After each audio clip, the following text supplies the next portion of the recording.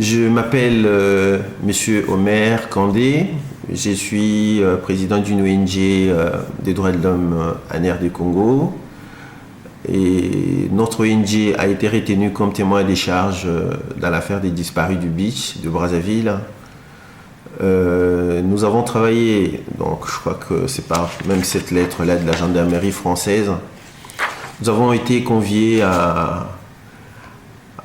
aux auditions de la commission rogatoire qui a été instituée par la juge d'instruction du tribunal des grandes instances de Mons, Madame Aïda Traoré, à travers avec cette commission, la commission rogatoire qui a été diligentée par la gendarmerie nationale, section crimes contre l'humanité, génocide et crimes de guerre, puisqu'ils supposent que l'affaire des disparus du beach rentre dans ce cadre des crimes contre l'humanité, génocide et crimes de guerre.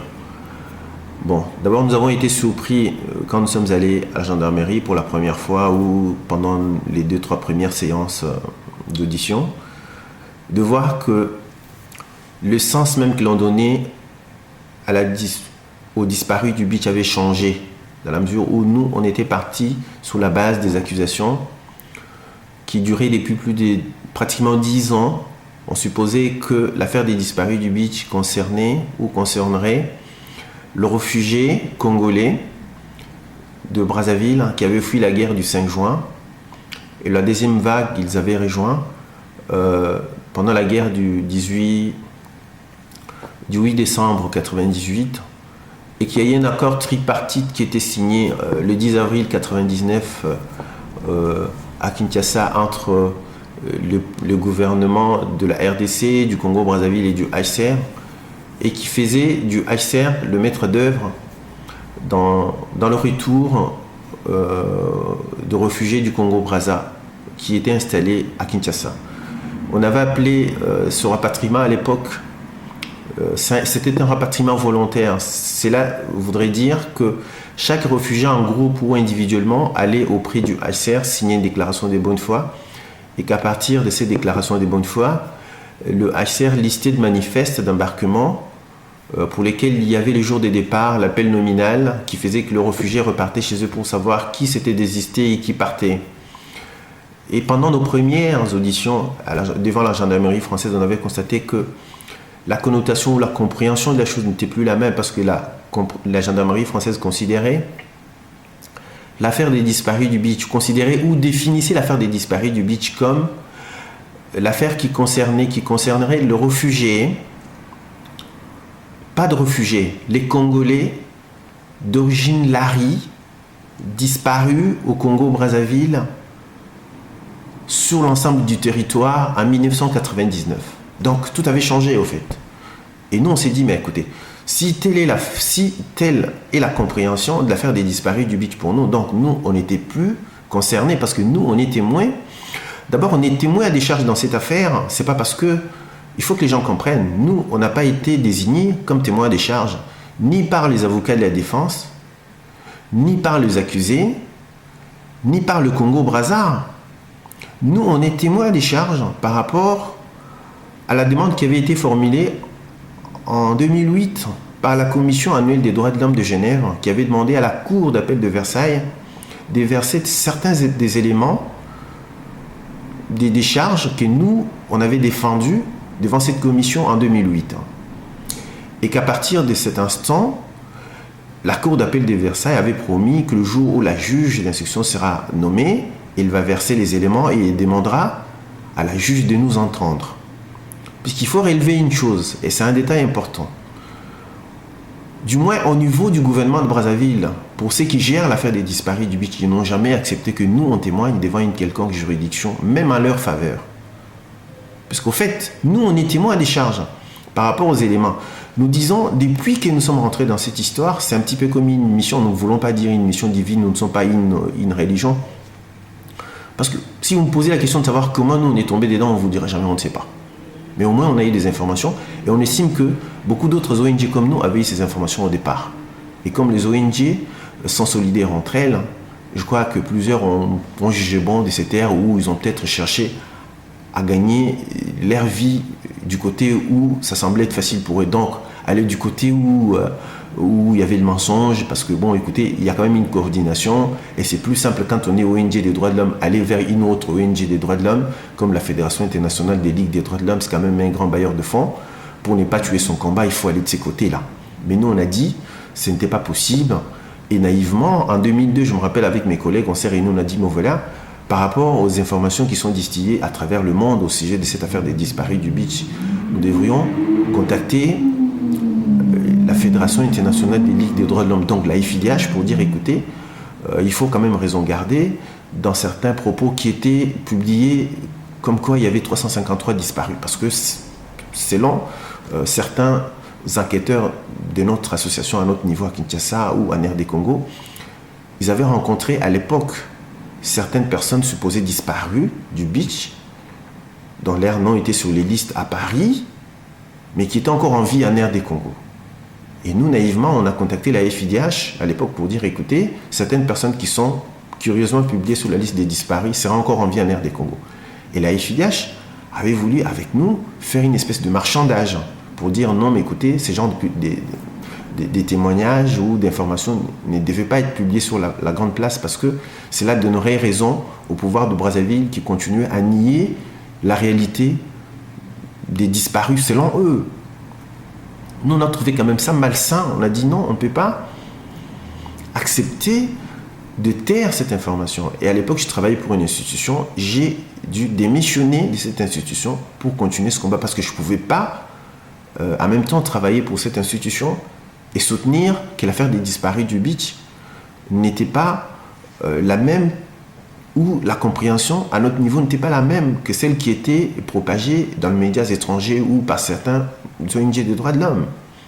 C'est ce qui fait que, bon voilà, moi qui avais quand même la chance de me retrouver, d'aller à Brazzaville travailler, ou aller ailleurs continuer le combat, et que mes collègues étaient à Kinshasa, non seulement que mes collègues qui étaient à Kinshasa se sont retrouvés être poursuivis par le ministre de l'Intérieur de l'époque, Théophile Bemba, qui gérait les réfugiés opposants au régime de Brazzaville au niveau du pouvoir de Kinshasa, parce qu'il faut souligner une chose, qu'à l'époque, le pouvoir, les deux pouvoirs s'est titillé un peu.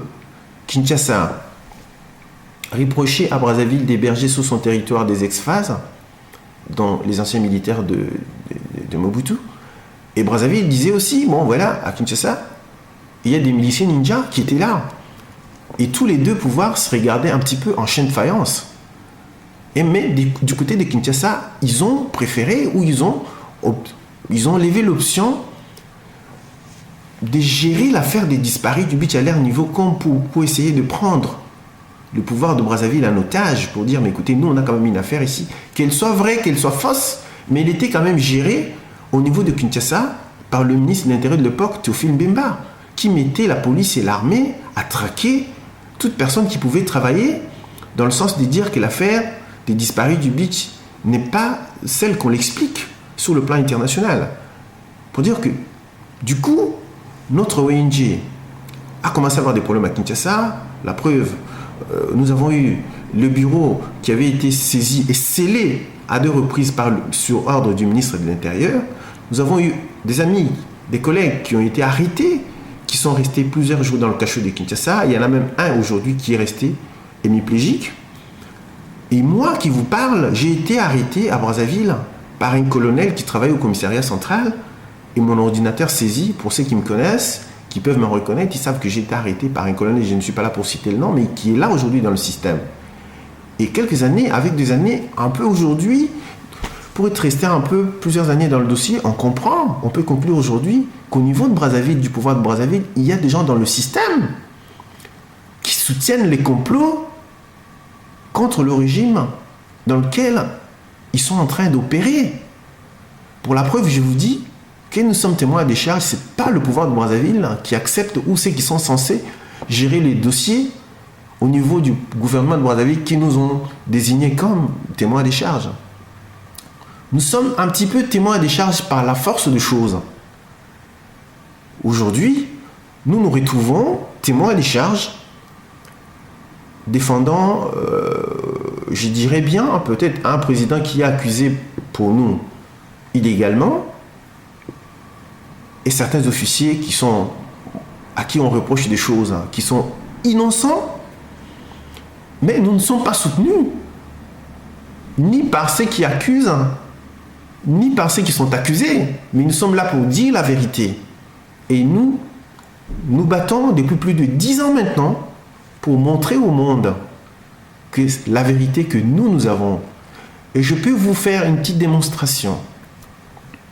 Il faut partir du principe que aujourd'hui, si on se retrouve devant les Nations Unies à New York avec une liste de 80 personnes supposées disparues et qu'en France, devant les cours et tribunaux, nous avons une liste de 76 personnes, de 76 parties civiles qui représentent pratiquement 74 personnes supposées disparues, mais dans le 74, il y a 6 personnes qui sont rescapées. Donc si vous faites 74 moins 6, ça vous fait 68 disparus. Donc dans le dossier à Paris, il n'y a pas 353 disparus du beach, il y a 68 personnes disparues au beach. Ce nombre, s'il est parti de 353 à 80 à New York, aux États-Unis, ou bien à 68 à Paris, c'est pas parce que le pouvoir de Brazzaville s'est battu. Au contraire, ils se sont jamais battus, ils ne maîtrisent même pas le dossier, ils veulent rien savoir. Ou c'est pas parce que les gens à Brazzaville qui gèrent le dossier ont fait un quelconque effort pour comprendre que l'affaire existait ou n'a pas existé. Mais c'est parce qu'il y a eu une ONG qui n'est pas de Brazzaville, qui est de Kinshasa, qui a accepté de se battre pendant plus de 10 ans pour montrer au monde entier, dans le domaine des droits de l'homme, parce qu'il faut quand même dire que nous sommes allés à New York. On s'est battu pour démontrer que l'affaire des disparus du beach, ce n'était pas l'affaire telle qu'elle était expliquée par la FIDH, l'OCDH, la LDH, la Survie France, ni l'association des parents. Nous sommes allés à New York pour nous défendre. Nous sommes allés à Genève, devant la Commission des droits de l'homme. Nous nous sommes battus pour ça. Et c'est pour ça que nous sommes là. Nous nous sommes battus en Afrique, à la Commission africaine des droits de l'homme et de peuple, pour dire que ce n'est pas ça. Et voilà pourquoi aujourd'hui, nous sommes là. Et curieusement, comme je vous dis, nous ne sommes pas seulement en insécurité à Kinshasa, même à Brazzaville. On est le mal aimé à Brazzaville, dans certains milieux, parce que on n'est pas soutenu. Il y a des gens qui pensent que... et nous, aujourd'hui, on conclut, à la fin, ça je peux le dire, je crois que j'ai un livre qui va peut-être paraître après bien sûr la procédure en France, parce que je voulais bien le sortir avant la procédure, mais il y a tellement d'éléments de décharge dedans que si je le sortais aujourd'hui, ce serait donner de la matière à réplique aux parties civiles. Il y a encore certains éléments par rapport aux éditions que nous avons eues avec la gendarmerie qui ont intégré les livres, donc on attend encore dans les jours qui viennent, dans les semaines qui viennent, parce que ce sont les informations que nous avons, que la juge qui s'est dessaisie l'année dernière au profit du pôle de magistrats, au courant de cette année, le pôle va commencer à travailler, certainement que les auditions vont reprendre et que nous serons appelés à témoigner. D'après vos investigations, j'ai vu les travaux élaborés avec des dossiers fournis ici, des recherches. Dites-nous clairement, combien est-il de disparus dans cette affaire? Pour être sincère avec vous, nous avons toujours soutenu que l'affaire des disparus du beach n'existe pas de la manière dont il a été expliqué par les parents, par la FIDH et les autres. Certainement qu'ils ont grossi, ils ont extrapolé. Est-ce qu'il a vraiment existé selon les explications que l'on donne? Nous, on dit non, pour plusieurs raisons. On va vous faire comprendre pourquoi. Pourquoi il y a eu manipulation? Pourquoi il y a eu amalgame? Pourquoi on a grossi les chiffres? Pourquoi on a changé les dates des gens? Pourquoi on a changé des disparitions? Vous allez voir. Inverser les noms. On a inversé des noms, on a rajouté, traversé les noms. Tout ça, c'est par rapport. Il faut d'abord partir. Aujourd'hui, on peut le dire. Je crois que c'est des choses que l'on ne disait pas avant. Il faut d'abord partir du principe que dans le pouvoir même des Sassou, il y a des complices. Ils ont eu à entretenir de personnes supposées disparues qui étaient encore en vie en air des Congo. Et ces gens, ils étaient forts. Ils étaient plus forts parce qu'ils se disaient qu'ils sont là à dire qu'ils ont disparu et pourtant qu'ils sont en vie. Et à Brazzaville, il y a quand même des gens qui les soutiennent mais qui sont dans le système. Pas qui sont dans l'opposition, mais dans le système. Et l'opposition, qui peut-être même était au courant aussi de ça, qui jouait aussi avec les gens qui étaient dans le système. L'opposition a eu devant pour dire quand même qu'ils ont de soutien. Et la FIDH aussi, qui pouvait aussi être au courant, moi je crois. Nous pensons aujourd'hui que tout ça a joué contre le pouvoir de Brazzaville. Et le pouvoir de Brazzaville n'a jamais compris. Je vais vous dire, depuis le début de cette affaire, si vous arrivez à Brazzaville, vous demandez, on va vous dire, l'affaire des disparus du beach est liée à un nombre, à un chiffre, 353 disparus.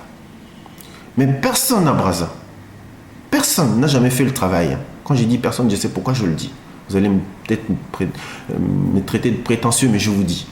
Que ce soit les ONG, des droits de l'homme à Brazza, que ce soit la presse à Brazzaville, que ce soit même les accusés eux-mêmes, même les journalistes à Brazza, personne n'a jamais fait l'effort de demander ou de chercher ou de fouiller ou de mener des enquêtes pour trouver la liste des 353. Et pourtant, elle existe. Ce qui est déjà bizarre quand même pour un pouvoir qui a le moyen, qui est accusé d'avoir tué 353 de ses compatriotes et qu'il y a des gens au sein du même pouvoir qui ont été désignés à gérer l'affaire. Ils ne font pas d'efforts pour trouver la supposée liste de 353 disparus. Ça, c'est de 1. Des 2, l'ONG qui s'associe aux autres ONG de France pour porter plainte, c'est une ONG du Congo-Brazzaville. Qui a publié un rapport dans le journal, oui. Qui a publié le rapport dans le journal La Lumière, oui. Qui est en contradiction avec le rapport publié par le FIDH et également oui. la HR. Oui, voilà. La FIDH qui, à l'époque, au Congo-Brazzaville, publie un rapport sur le massacre de Mbanza-Ndunga. Pour ceux qui connaissent Brazzaville. Mbanza-Ndunga, c'est un département au sein du Congo-Brazzaville. Et tout ça, curieusement, c'est vrai qu'en 99-98, c'était une période assez trouble à Brazzaville où il y avait des tensions ici et là. Et à cette époque-là, l'OCDH Brazzaville, dans son rapport publié dans le journal La Lumière, qui était même à l'époque publié dans le site de la FIDH, mais qui n'existe pas aujourd'hui, ils avaient un blog, mais ça ne marche plus. Si vous cherchez ce rapport, vous n'allez pas le trouver, mais on l'a. Parle de gens qui avaient été massacrés au mois de mai à Mbanza-Ndunga par les Cobras, donc la milice des Sassou. Or, en 99, il ne faut plus parler de la milice parce que Sassou est déjà président de la République. La milice, c'était en 97 ou en 96, 97 certainement pendant la guerre, quand il n'était pas encore président. Mais écoute, ils parlent quand même de ça.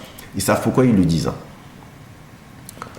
Et si vous voyez dans ce rapport le massacre de Mbanza-Ndunga, perpétré par la milice Cobra, ils donnent des noms des personnes supposées avoir été tuées et enterrées. Ils font même des croquis des endroits où ces personnes avaient été enterrées.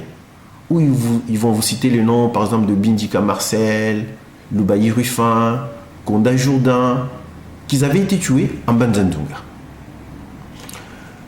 La même ONG, donc OCDH Brazzaville, vient à Paris, s'associe à la FIDH, porte plainte contre Sassou, contre Dabira, contre Adoua, contre tous les accusés, mais oublie que quelques mois ou quelques temps plus tôt, ils avaient déjà publié un rapport sur le massacre de Mbanza-Ndunga où ils reprochaient au pouvoir de Sassou ou à Sassou d'avoir organisé une planification pour tuer un certain peuple du Sud dans lequel ils avaient des éléments. Ils viennent à Paris, ils portent plainte pour une autre affaire, pas celle-là. Pas l'affaire des disparus ou de massacrés de Mbanza-Ndunga, mais non, dans l'affaire des disparus du beach, donc de réfugiés qui revenaient de Kinshasa pour Brazzaville. Ce qui est curieux, c'est que dans la liste constituée à Paris de personnes supposées disparues au beach de Brazzaville qui étaient censées être à Kinshasa et qui revenaient chez eux, vous allez retrouver certaines personnes déjà massacrées, exécutées à Brazzaville dans un département appelé Mbanzandunga par le Cobra, donc la milice des Sassou.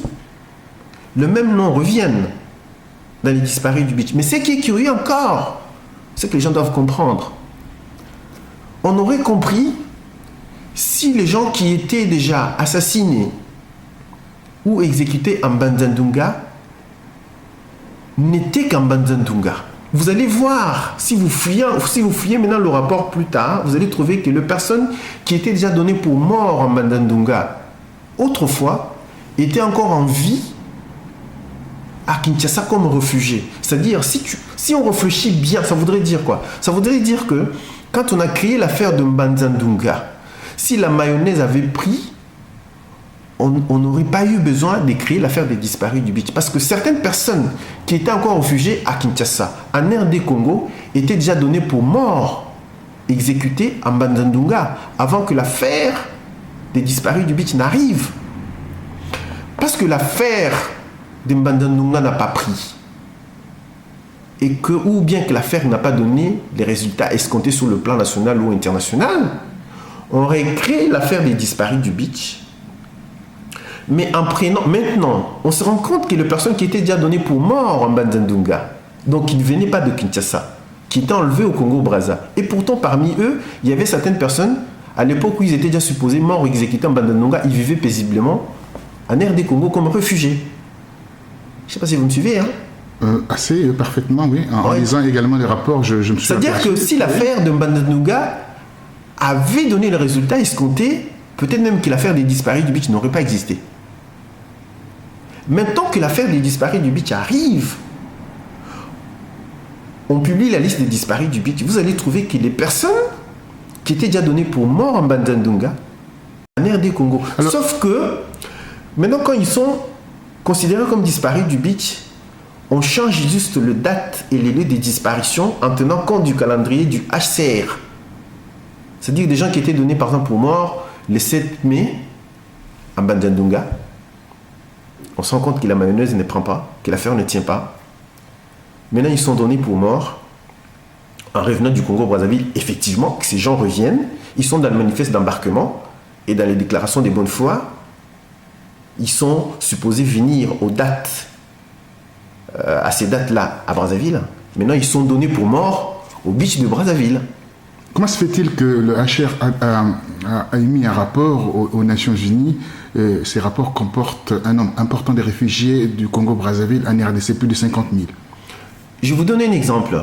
Et c'est ça aujourd'hui, c'est les combats. Et c'est peut-être notre malheur à nous d'être une ONG qui se bat dans l'affaire des disparus du beach, mais qui a découvert beaucoup d'autres choses dans la manipulation de certaines agences des Nations Unies. Le HCR à l'époque, quand il crée en 2000 les camps de Kimaza, en RD Congo, les camps de Kimaza, c'était des réfugiés du Congo-Brazzaville qui étaient à Kimpese, à Luozi, à Mbanzangungu, à Kasangulu. Certains même qui étaient à Kinshasa. Quand on a formé les camps, parce que les réfugiés qui étaient à Kinshasa, en RD Congo, ils disaient qu'ils n'étaient pas tellement en sécurité parce que bon, le pouvoir de Brazzaville avait la facilité, compte tenu de la proximité des deux villes, de traverser de l'autre côté et opérer en toute impunité à Kinshasa. Et le HCR, pour la bonne administration, a fermé tous les camps de réfugiés du Congo-Brazzaville dans le Bas-Congo, au Congo-Kinshasa. Il a formé un seul camp de Mbanza, des Kimaza. Et dans ce camp, qui représentait à peu près 516 familles, quelque chose comme ça, pour 1028 individus, 1030 individus. Le HCR, pendant plusieurs années, a été financé à l'ordre d'au moins 50 000 réfugiés par les Nations Unies. Je ne sais pas si je m'explique bien. Je comprends. Donc pour un camp qui contenait 1028 à 1030 individus, les Nations Unies ont financé pour une présence de plus de 50 000 réfugiés dans ces camps. Et là où on essaye d'étudier les choses, de comprendre les choses, puisque le recensement dans le camp était fait par le HCR par l'Oxfam, qui était le partenaire social du HCR, donc qui prenait la vie des réfugiés au quotidien, et par l'élite de réfugiés, donc les opposants du Congo-Brazzaville qui étaient dans le camp. Et vous allez voir par après que c'est cette élite-là qui avait pris à bras le corps l'affaire des disparus du beach. Et si vous essayez de creuser encore plus loin, vous allez comprendre que l'élite qui s'était rendue compte que le HCR exagérait ou surestimait le nombre de réfugiés dans le fond qu'il recevait, avait aussi le droit de créer une histoire, parce que eux, de toutes les façons, ils n'étaient pas d'accord avec le régime qui était en place, parce que c'est le régime à Brazzaville qui les avait chassés, qui faisait des opposants. Ils ont créé l'affaire des disparus. Ça, c'est d'après nos analyses. Et je crois qu'on a eu à démontrer ça devant la gendarmerie française par rapport... 17 fois plus de 17 fois. Oui, voilà. On a eu à démontrer ça. Qu'il y a eu une corrélation entre les déclarations des opposants constitués en parti politique ou en association à Kinshasa, qui ont été repris in extenso dans le rapport de la FIDH à Paris. Vous allez voir que les mêmes choses que les opposants ont déclarées dans certains rapports à Kinshasa ont été repris par la FIDH à Paris sans citer la source. Donc cela disait quand même quelque part que la FIDH travaille avec ces gens. Est-ce que la FIDH est en droit de reproduire ou de prendre le rapport fait par des opposants d'un régime et considérer que ces déclarations ou ce rapport sont viables? Et c'est ce que la FIDH n'a fait que ça. Il y a aussi un autre problème là-dessus. On pourrait bien en parler l'autre fois.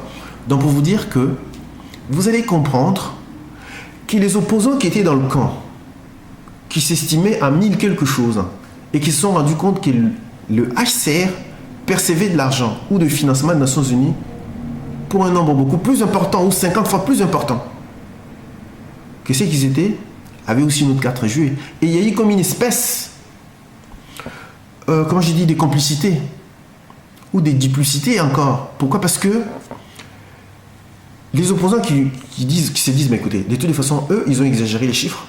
Nous, on n'est pas 50 000, on peut être à 1030. Ils prennent de l'argent pour 50 000, pour au moins 50 000. C'est que nous aussi, on peut dire qu'il y a eu de morts, il y a eu ceci. Il faudrait bien que le HCR se taise. Et c'est ce qui s'est passé. D'après notre mode de vue. Donc le HCR ne peut pas dire aux déclarations des opposants pour dire, écoutez, l'affaire des disparus du beach par rapport à nos listes, par rapport à nos déclarations. Parce que dans ce cas-là, si vous demandez au HCR de montrer les listes des réfugiés qui étaient en RD Congo, il va vous montrer les listes. Enfin, parce que normalement, il faudrait bien que ça se passe comme ça. Les réfugiés sont supposés disparus au Congo-Brazzaville. Il faudrait bien d'abord, avant de traverser au Congo-Brazza, il faudrait bien qu'ils aient d'abord existé à Kinshasa ou en RD Congo. Ou le manifeste. Donc, en comparaison, s'il faut voir la logique. Ok. Non, je disais tantôt dès lors que les opposants réalisent que le HCR est financé pour le camp pour un nombre peut-être de plus de 50 000 réfugiés, et qu'eux ils sont à 1028 ou 1030, et qu'eux à leur niveau aussi, parce que ce sont des opposants au régime de Brazzaville, ils disent, ils se défendent d'avoir perdu à Brazzaville, du moins pour les réfugiés qui repartaient chez eux, plus de 353 personnes ou des milliers comme ils disent.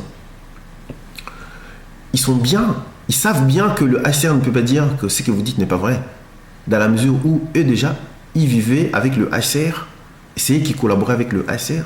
Ils savent que le HCR percevait de l'argent pour plus de 50 000 réfugiés. Donc il y a comme une espèce de complicité entre les deux. Donc le HCR ne peut pas dire aux opposants ou aux réfugiés qui pilotent l'affaire des disparus du beach dans le camp que ce que vous dites n'est pas vrai. Parce qu'eux, ils diraient aussi la même chose. Ils vont dire au HCR, mais écoutez, si nous, ce que nous disons n'est pas vrai, et vous, les chiffres que vous donnez sur le nombre de réfugiés n'est pas vrai non plus. Donc, ils sont en train de se soutenir mutuellement dans leurs mensonges, tous les deux. Donc le HCR est obligé de se taire. Parce que dans ces conditions-là, pourquoi je le dis? Parce qu'aujourd'hui, c'est pour ça que j'ai dit, il y a une certaine irresponsabilité au niveau des gens qui ont eu à gérer l'affaire des disparus du beach au Congo-Brazzaville, pour plusieurs raisons. Parce que si le gouvernement du Congo-Brazzaville, du moins pour ceux qui géraient l'affaire, avait demandé au HCR, ils en avaient le droit. les nombres de réfugiés et la liste de réfugiés qui étaient dans plusieurs camps disséminés à travers la province du Bas-Congo, en RD Congo. Juste pour savoir, est-ce que les personnes supposées disparues au Congo-Brazzaville étaient bel et bien dans le camp. Le HCR n'aurait pas aimé donner ça parce qu'il va donner quel chiffre de réfugiés? Il va donner la liste des 50 000 réfugiés qui n'existaient pas. Ou va-t-il donner la liste de 1038 ou de 1040 qu'ils avaient en charge? C'est là la difficulté. Et le pouvoir du Congo-Brazzaville, n'est pas allé au-delà. Simplement parce qu'il y a des gens qui, pour eux, l'affaire des disparus du 8, soit ils étaient dans le coup, soit ils ne voulaient pas aller plus loin. Mais ils avaient tout le moyen de coincer le HCR pour ramener la vérité à la surface, faire voir pour l'histoire du Congo, montrer que l'affaire des disparus du beach n'a pas existé. Nous disons simplement pour l'histoire, nous sommes des Africains.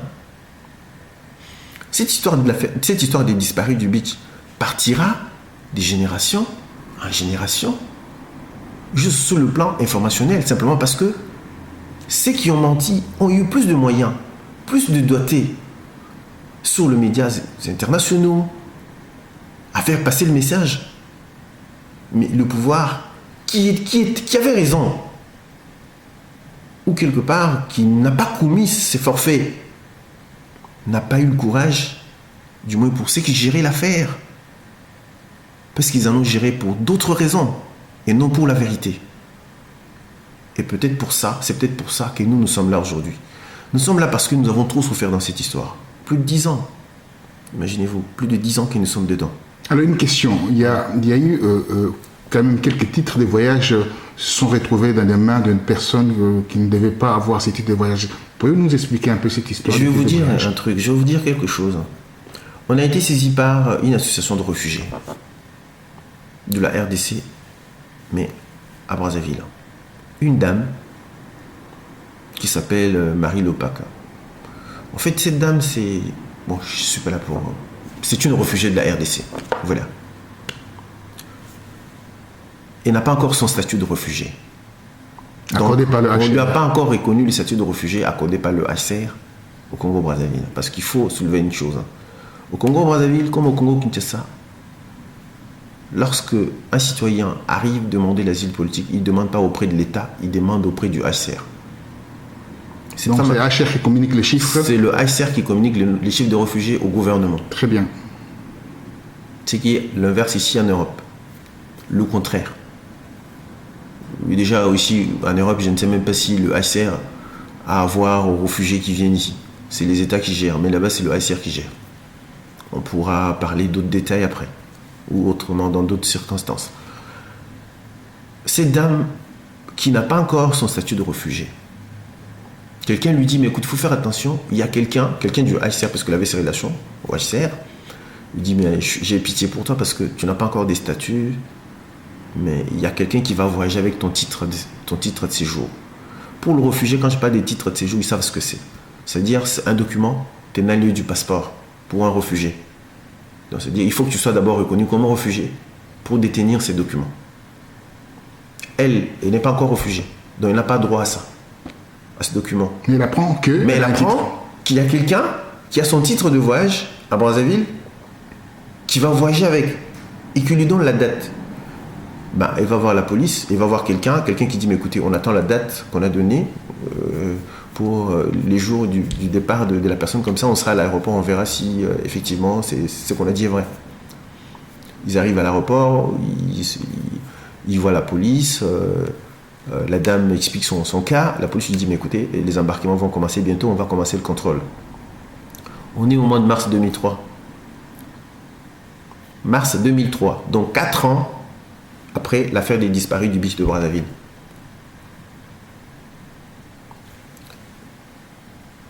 Après le contrôle, on se rend compte qu'il y a une dame qui a un titre de voyage au nom de la personne qui avait porté plainte, en fait.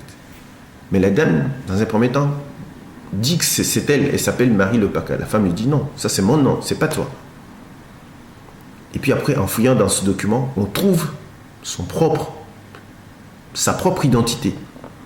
Il s'appelle Malanda Judikaël Rosine. Malanda Judy-Kaël Rosine. Et la police, du Congo-Brazza qui n'était pas au courant, parce que ça n'a rien à voir avec l'affaire des disparus du beach. Bon, la femme non plus, mais c'est parce que c'est un nom de Malanda Judy-Kaël. La police de Maya, donc de l'aéroport, prend les deux dames et prend les papiers entre les mains des deux dames, va donner au HCR le lendemain, ou le même soir, je ne sais plus. Et la femme, qui attendait son statut, va commencer à faire les démarches auprès du HCR pour savoir, mais moi, qui ne suis pas encore reconnu comme réfugié, qui n'ai pas encore le statut de réfugié, pourquoi mon statut se trouve, pourquoi mon titre de voyage se retrouve entre les mains de quelqu'un d'autre qui doit voyager avec. Mais quand on est saisi de l'affaire, on n'était pas saisi d'abord parce que Malanda, je dis qu'elle était un réfugié, était une personne... Fausse réfugiée. Non, Malanda d'abord, elle est du Congo-Brazzaville. Malanda, je dis qu'elle, qu'on a arrêtée à l'aéroport, elle est congolaise de Brazzaville. Celle qui avait porté plainte ou qui a fait ses doléances au niveau de la police, elle est du Congo-Kinshasa, mais elle est réfugiée au Congo-Brazzaville. Donc celle qui partait avec les titres de voyage, elle est congolaise de Brazzaville. Après, quand on va fouiller les listes publiées à Paris des disparus du beach par la FIDH et l'OCDH, on se rend compte que la femme qui partait avec les titres de voyage de la réfugiée du Congo-Brazzaville était supposée comme disparue du beach à Paris. Mais tout ça, on minimise ça à Brazzaville. Suivez-moi, à Brazzaville, on s'en fout de tout ça. Normalement, si des gens qui étaient censés gérer l'affaire, une affaire, c'est juste pour l'histoire du Congo. Le gouvernement du Congo-Brazzaville se serait adressé officiellement au HCR pour dire mais tel cas, mais pourquoi? C'est la vie de quelqu'un. Pour les Congolais de Brazzaville, Malanda Judy-Kaël Rosine est disparue. Elle aurait été tuée par les gens de Sassou. Et pourtant, il est là. Mais pourquoi les accuser? Ou ceux qui sont censés politiquement gérer l'affaire des disparus du beach ne peuvent pas faire des démarches pour faire comprendre, au moins aboutir à la vérité et faire comprendre aux Congolais, voilà ce qu'on nous accuse ou ce qu'on accuse certains de nos compatriotes n'est pas vrai. Et alors, cette histoire d'un témoin oculaire par rapport à ces disparus des beach, ça paraît incongru, cette histoire d'un témoin réapparu en France. Oui, mais moi j'ai suivi, lors d'un procès, nous avons des images et nous les avons versées à la gendarmerie française au procès de Paris. Un témoin qui dit être arrivé le même jour avec le fils Twanga, qui s'appelle Jacques Ndiamboakena, qui dit moi je suis arrivé...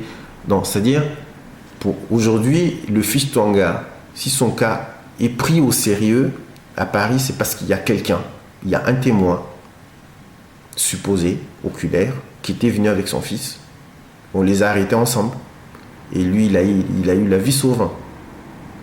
Il s'appelle Jacques, cette personne s'appelle Jacques Ndiamboakena. Donc nous, qui avons été entendus par la gendarmerie française, on connaît l'affaire.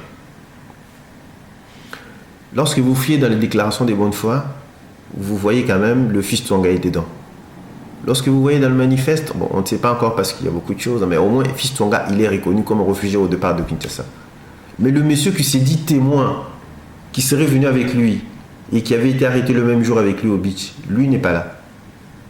Il n'a jamais été réfugié, il n'est pas dans la déclaration des bonnes foi, il n'est pas dans le manifeste. Et dans nos enquêtes, curieusement, il serait arrivé en France avant 1999. Donc il est en France avant le fait. Donc tout ça, c'est-à-dire s'il y avait une coordination. Nous, par exemple, tout ce que moi je vous dis aujourd'hui, ça ne regarde que nous, en tant que témoins à des charges. Depuis que nous avons été entendus pratiquement 17 fois, pendant plus d'une année, mais il n'y a personne à Brazzaville qui peut nous demander, mais écoutez, vous avez fait quoi? Et aujourd'hui, je vais vous donner un exemple. Imaginez-vous un seul instant que nous, en tant que témoins à des charges, qu'on n'ait pas été là comme témoins à des charges. Donc, la situation que nous avons aujourd'hui, du dessaisissement de la juge Traoré vers un pôle de magistrats n'aurait pas existé. Les gens ne doivent pas se leurrer. Hein. Donc un collège de magistrats.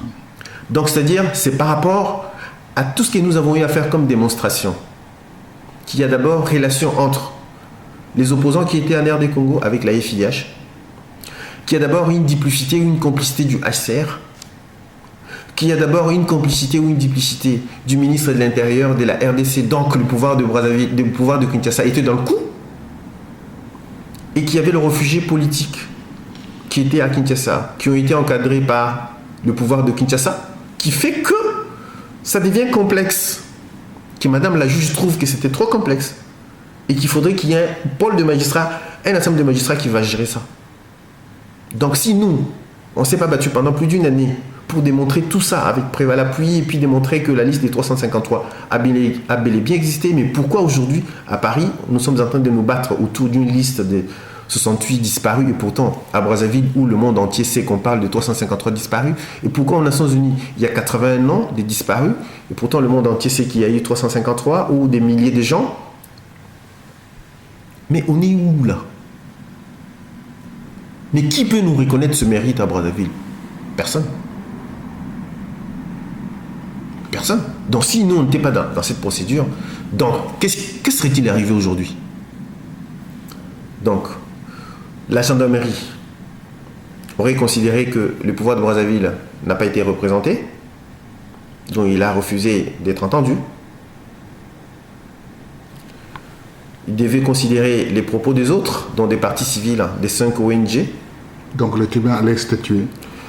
On devait donner des conclusions à la juge. La juge devait clore le dossier. On devait statuer et condamner Sassou et tous les autres par défaut. Et ou bien on serait parti des procès en procès. Et le travail que nous avons, il est reconnu par qui? Personne. Je vous dis bien. Je ne sais pas osé, je vous dis personne.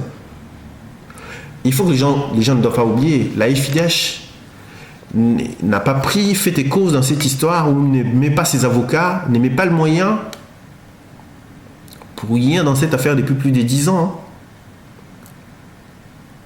C'est pas pour que un jour, si jamais Sassou est condamné ou ses officiers sont condamnés, après on s'arrête là. Non, ça c'est sur le plan pénal. Mais sur le plan civil, ils doivent demander des gros dommages d'intérêt et ils le savent. La FIDH n'est pas venue pour s'arrêter juste à la condamnation ou aux peines qui sont prononcées contre le président Sassou et tous les accusés. Hein. Alors, vous êtes en train de nous dire que toutes ces ONG ne sont pas des ONG humanitaires ou caritatives, et c'est des ONG à but lucratif et mercantile. Écoute, moi je vais vous dire, je vais vous donner un exemple. Véritable de la charité, chez Charité Business. Non mais écoutez, on soutient depuis plus de 10 ans, depuis 2000, qu'il y a eu 353 disparus. On donne les chiffres des 353. Si aujourd'hui, le pouvoir ou le président Sassou est condamné, tous les officiers sont condamnés à Paris pour avoir exécuté 353 personnes. C'est ce que je vous dis, on ne va pas s'arrêter là. Et si on demande de réparation, les réparations seront versées à qui? Puisque la liste des 353 n'existe pas. Dites-moi. Ce sera versé à la FIDH, qui a mis ses avocats. Et la preuve, la plupart des partis civils sont domiciliés où? À Paris. À l'adresse de la FIDH. Donc ce sont les avocats de la FIDH qui prennent fait et cause pour ces gens et qui défendent leur cause. Dans le jour où jamais, tu vas quand même pas me dire que si on doit verser ces dommages et intérêts, ils seront versés à Brazzaville, aux familles. On en a vu au procès de Brazzaville. Ils ont fait le procès, eux-mêmes ils savent ce qu'ils ont fait. C'était aussi des arrangements. Ça n'a pas été un procès, hein, ça je préfère le dire la vérité.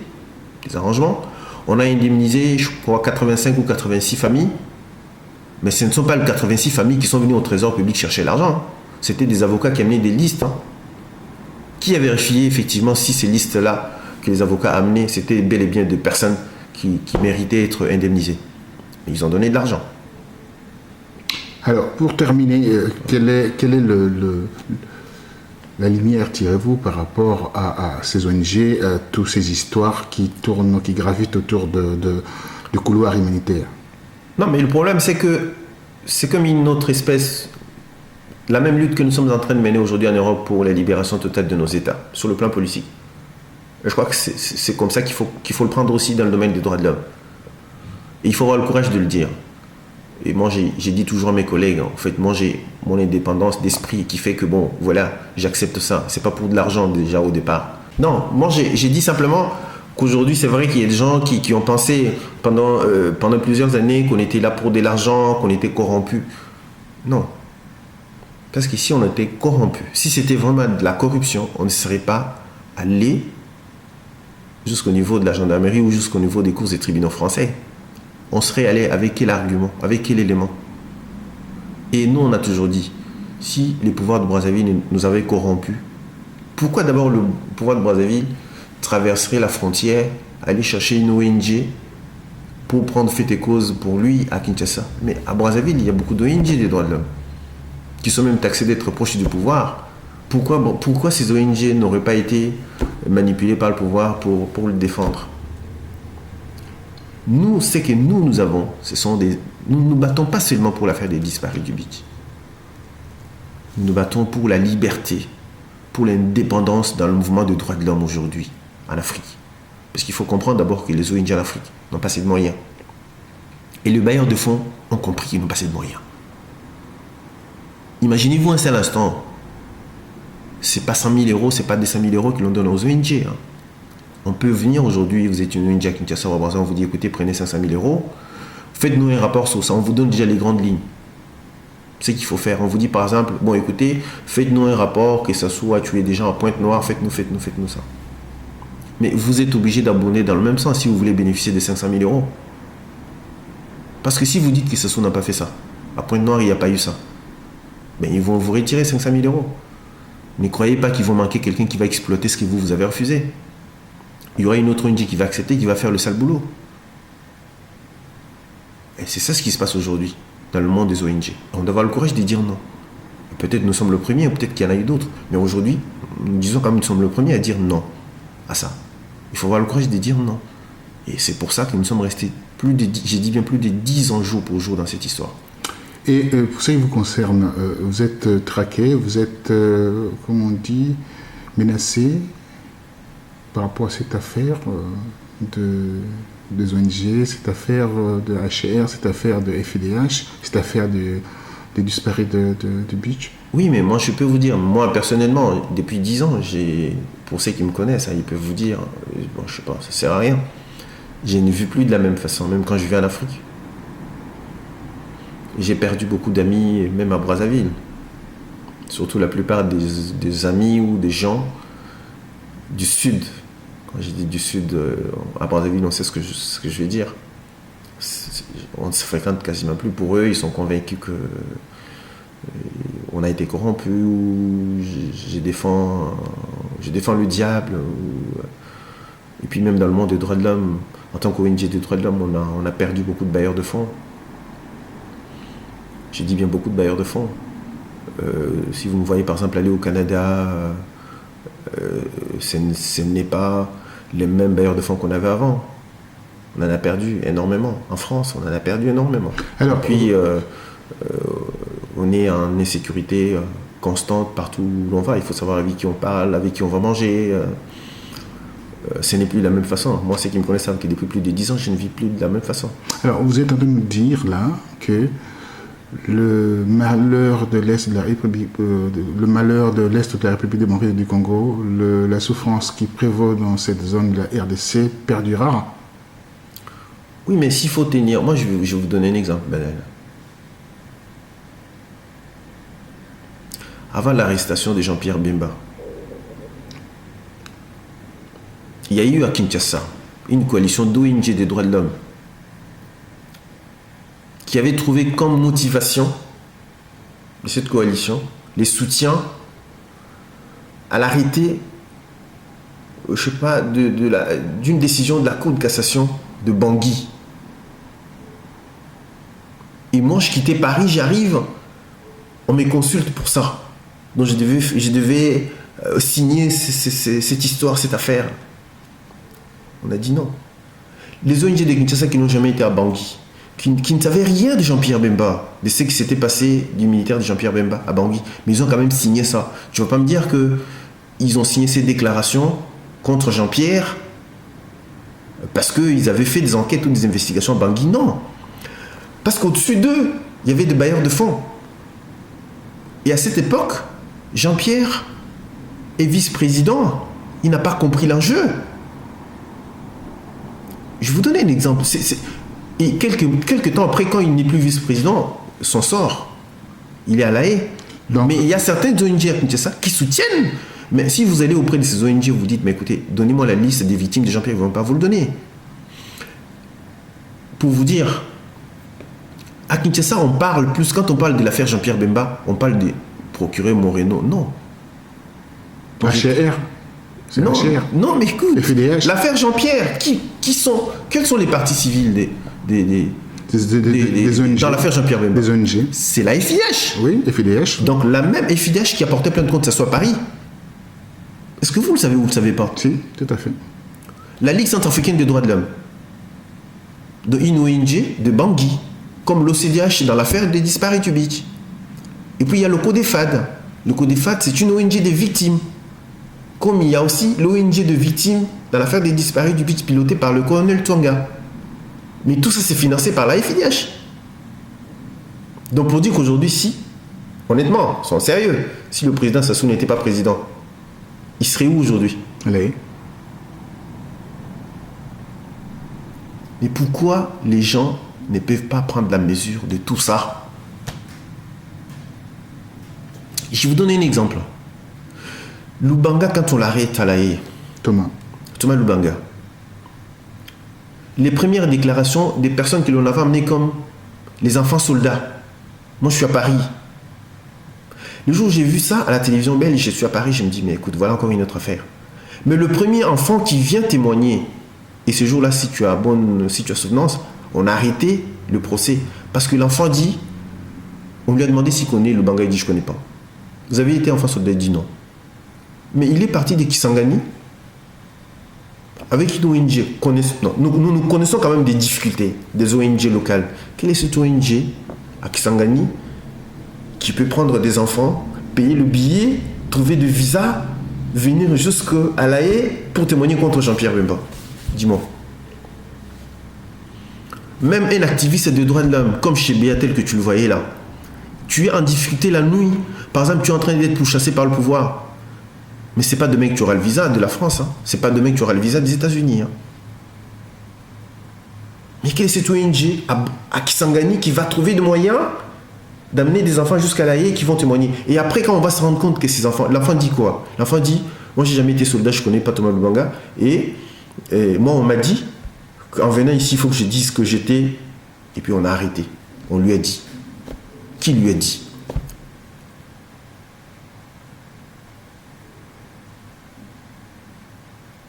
Non, mais il faut que les gens se posent des questions. Il y a un problème. Nous avons un travail énorme à faire au niveau des ONG des droits de l'homme et des défenseurs des droits de l'homme. Le problème, c'est que, nous devons savoir d'abord que le premier partenaire des ONG des droits de l'homme dans un État, c'est l'État, c'est le pouvoir. Logiquement, en tant qu'ONG des droits de l'homme, on est de Kinshasa. On défend une cause. Mais il s'avère que cette cause... On défend une cause ou une vérité. Mais il s'avère que cette cause et cette vérité défend un chef de l'État. Vous voulez encore me poser la question si j'ai déjà rencontré le président Sassou? Jamais. Je ne l'ai jamais rencontré. C'était ma question. Ouais. Ma dernière question. Je ne l'ai jamais rencontré. Et il semble même qu'il ne nous connaît pas. Il ne connaît même pas notre ONG. Vous me demanderez pourquoi? Je ne sais pas. Vous trouvez ça normal? Je ne sais pas. Merci infiniment de cette intervention ô combien importante. La suite nous le dira par rapport à ce procès qui va s'ouvrir, parce que je pense que c'est décisivement, ce n'est pas la fin de cette histoire, mais il y aura un collège de magistrats qui vont instruire encore de nouveau cette affaire. Vous serez convoqué à nouveau pour vous expliquer devant ces tribunaux. Et la suite, vous voyez comment cette suite, pour terminer? Non, pour terminer, honnêtement, on a été entendu pour la première fois par la commission rogatoire. Comme je vous ai dit au départ, ce n'est pas les accusés ni le pouvoir de Brazzaville qui nous a désignés comme témoins des charges. Nous avons fait un boulot. Notre boulot, nous estimons être énorme et capital pendant 13 mois, 17 fois entendu. On trouve quand même que il y a un moment où on doit parler de certaines choses. Si aujourd'hui on nous réconvoque, parce que c'est ça, on est au courant que ça sera pour bientôt, par le pôle de magistrats pour être entendu. D'abord, il y a un problème. Pendant 13 mois, nous avons demandé auprès de la gendarmerie une confrontation avec la FIDH, l'OCDH, les parents. Pour certaines informations qu'on avait, ils promettaient toujours que ça devait avoir lieu. Ça n'avait jamais eu lieu. D'abord, pourquoi? Parce qu'on était seuls. Et je vous apprends que pendant les auditions, les avocats des parties civiles avaient été entendus par la gendarmerie. Je dis bien les avocats des parties civiles pour dire quand même qu'eux, ils travaillaient en concert.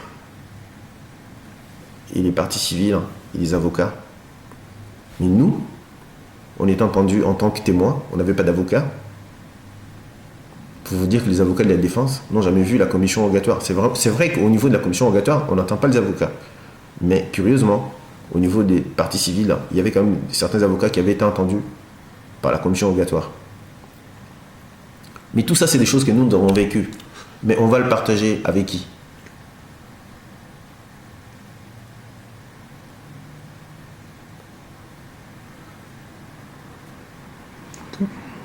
C'est des choses qu'on a vécues.